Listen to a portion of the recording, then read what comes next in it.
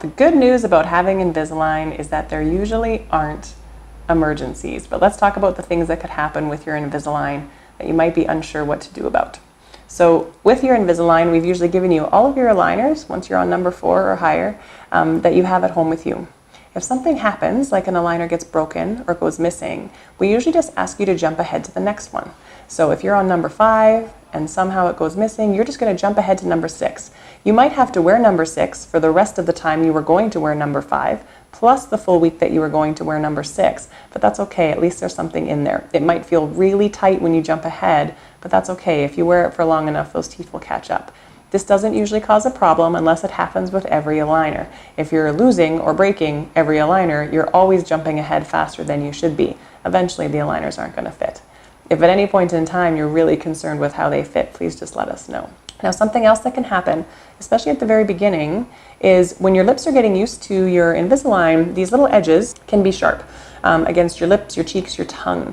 And so there's some of it that's just some getting used to it. But if you feel your aligner with your finger and you think that there's a sharp edge, or you can tell where it's rubbing inside your mouth, your best friend is going to be an emery board or a nail file. And you can go in on any aligner in any spot and scrub it down. It is difficult to do too much damage here, so don't worry. You aren't going to be able to take a whole tooth off. You're just going to go to the edge where you feel like it's sharp or rough and thin it out and just scrub, scrub, scrub, scrub. Check with your finger, try it in your mouth, see if it feels better. And you can take any of those edges off that are bothering you.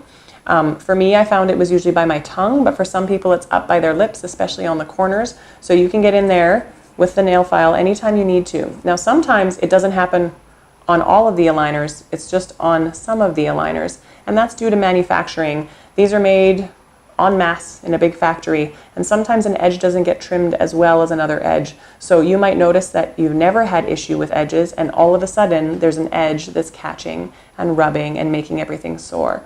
That's okay. Just take the file out, file wherever you need to. If you don't have a nail file, you can try to use a little pair of scissors to cut an edge off, but I find that that still is rough usually. It doesn't work nearly as well.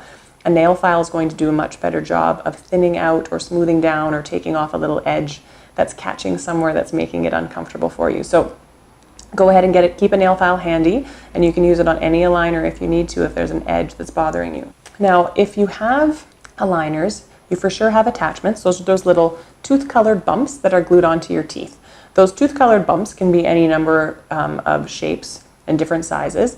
And when you look at your aligner, you'd be able to see usually where those bumps are. If you notice that one of those bumps or attachments has come off of one of your teeth on the top or the bottom, then you just need to let us know at your next appointment, and we will make sure we glue that bump back on. We will check for them as well at your appointment, but if you notice that they aren't there, please let us know and we'll glue them back on. They help us to push or pull on your tooth so that it moves in the right direction. So we really want those bumps on there if they're supposed to be there.